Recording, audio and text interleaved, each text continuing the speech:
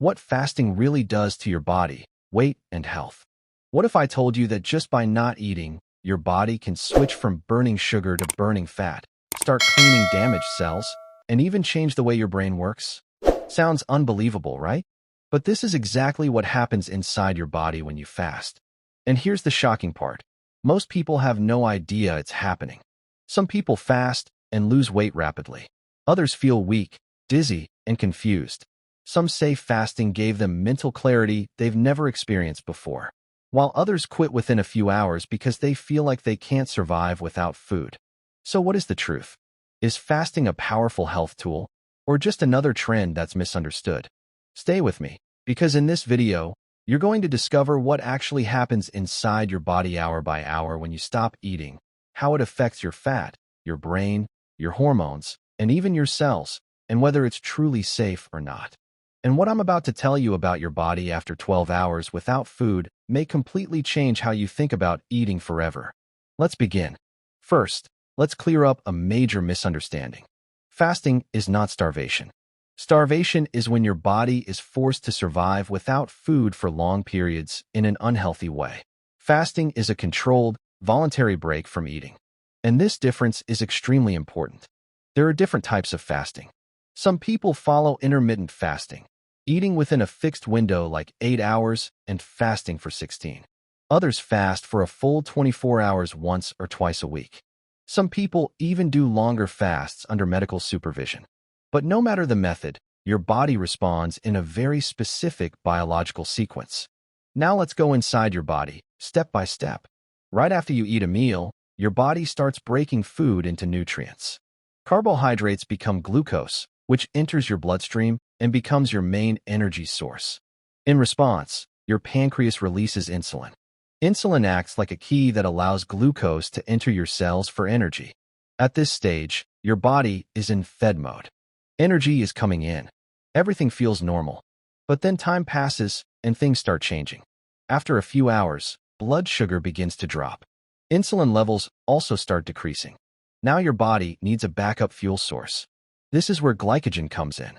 Glycogen is stored glucose in your liver and muscles, basically your body's emergency energy reserve. Think of it like a backup battery in your phone. When the main battery runs low, your phone switches to reserve power. Your body does the same thing. For several hours, it runs on glycogen. During this time, you may start feeling hunger. You may think about food more often. Your stomach may growl. But here's something most people don't expect. Hunger is not constant. It comes in waves. It rises, and then it falls again. Have you ever skipped a meal and noticed that after some time, the hunger just disappears? That's your body adapting. Now as fasting continues and glycogen stores get lower, your body prepares for a major shift. It starts looking for another energy source. And this is where fat becomes important. Fat stored in your body begins breaking down into fatty acids. These fatty acids are used for energy by different organs. This is one of the reasons fasting is linked with weight loss. But here's the truth most people miss. Fasting does not guarantee fat loss. It depends on what you eat when you do eat. Let me give you a real-life example. Two people follow the same fasting routine. One eats clean, balanced meals. The other eats junk food during eating hours. Who do you think gets better results? Exactly. The quality of food still controls the outcome. Fasting is just a timing strategy, not a magic solution. Now as the fast continues, another process begins in your liver. It starts producing ketones. Ketones are created from fat and act as an alternative fuel source. When your body starts using ketones for energy, this state is called ketosis. Many people report feeling mentally sharper during this phase. Some say their focus improves. Others feel stable energy without crashes. But not everyone experiences this immediately. Some people feel tired, irritable, or even get headaches at first. This is called the adaptation phase. Your body is learning to switch fuel systems. And yes, that transition can feel uncomfortable. Now let's talk about something very important, autophagy. This is where things get really interesting. Autophagy is your body's natural cleaning system. It removes damaged cells and recycles useful components. Think of it like a deep cleaning process happening inside your body at a microscopic level. Old cell parts are broken down and reused. This process is being studied for its potential role in aging, immunity, and long-term health. But fasting doesn't just affect fat and cells. It also affects your brain, hormones, and behavior in powerful ways. For example, insulin levels drop during fasting, which may improve how your body responds to food later. Some people also report improved mental clarity, while others notice irritability or low energy during early stages. This is why fasting feels completely different from person to person. Your sleep, stress levels, diet, and lifestyle all play a role in how your body responds. And this is where most people make mistakes. They think fasting is supposed to feel the same for everyone. But your body is not a machine with one fixed response. It's a highly intelligent system that reacts differently based on your health, sleep, stress, hydration, and even your daily activity. That's why some people feel amazing while fasting, and others feel completely drained. So the real question is not, does fasting work? The real question is fasting working for your body in a safe and sustainable way? Now let's talk about the side effects that nobody explains clearly. When people first start fasting, especially in the beginning days, they may experience symptoms like headaches, weakness, irritability, low energy, dizziness, strong food cravings, difficulty focusing, and many people panic at this stage. But in most cases, this is not damage. It is adaptation. Your body is switching from constant sugar-based fuel to stored energy usage. And any system change takes time. However, there is one important warning. If symptoms become severe, like extreme dizziness, fainting, or ongoing weakness, then fasting may not be suitable for that person. This is especially important for people with certain medical conditions, low body weight, or blood sugar problems. Always listen to your body, not trends. Now let's address another big fear people have. Does fasting slow down your metabolism? This is one of the most common myths. Many people believe that skipping meals puts your body into starvation mode and permanently damages metabolism. But research shows something more balanced. Short-term fasting does not automatically destroy metabolism. In fact, the body has built-in survival mechanisms designed for short periods without food. Your metabolism is far more adaptable than you think. However, long-term extreme calorie restriction without proper nutrition can be harmful.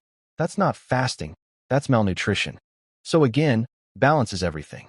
Now let's talk about something powerful, the mental effect of fasting. Have you ever noticed that when you're hungry for a while, your thinking changes? Some people report sharper focus, fewer distractions, and a kind of mental clarity. This may be linked to ketones, stable blood sugar levels, and reduced digestion activity. But others experience the opposite, brain fog and irritability. Why such a difference? Because fasting is not just about food. It's about your entire lifestyle. Stress increases hunger hormones. Poor sleep increases cravings. Dehydration worsens fatigue. Emotional state affects eating behavior. So fasting doesn't act alone. It reacts to your body's condition. Now let's bring everything together. What actually happens inside your body during fasting? First, your body uses glucose from food. Then it switches to glycogen. Then it begins burning fat. Then ketones increase for energy. And finally, cellular cleanup processes like autophagy may become more active. It's like a carefully designed survival system switching between energy modes. But here's the most important takeaway. Fasting is not a shortcut. It is a tool. And like every tool, it can help you or harm you, depending on how you use it. If combined with healthy eating, good sleep, hydration, and lifestyle balance, fasting can support weight management and metabolic health. But if used incorrectly, it can lead to fatigue, poor nutrition, and frustration. So the goal is not to fast more. The goal is to fast smarter. Now before we end, let's quickly bust a few final myths. Myth: fasting means you lose muscle automatically. Truth: muscle loss mainly happens with poor protein intake and long-term extreme dieting, not simple short fasting. Myth: you must eat every 2 to 3 hours for health. Truth: many people function perfectly with fewer meals. Myth: fasting is dangerous for everyone. Truth: it is not suitable for everyone, but it can be safe for many healthy individuals when done correctly. So what should you remember from all this? Your body is intelligent. Your metabolism is flexible. And fasting is a powerful but misunderstood tool. If you understand how it works, it can become a part of a healthy lifestyle. But if you follow it blindly, without understanding your body's signals, it can backfire. Now I want to ask you something. Have you ever tried fasting before? And how did your body react? Did you feel energized or weak? Tell me in the comments. I'd genuinely love to know your experience. If you found this video helpful, don't forget to like this video, share it with someone who needs to understand fasting better, and subscribe for more science-based health content that actually makes sense. Stay healthy, stay informed, and I'll see you in the next one.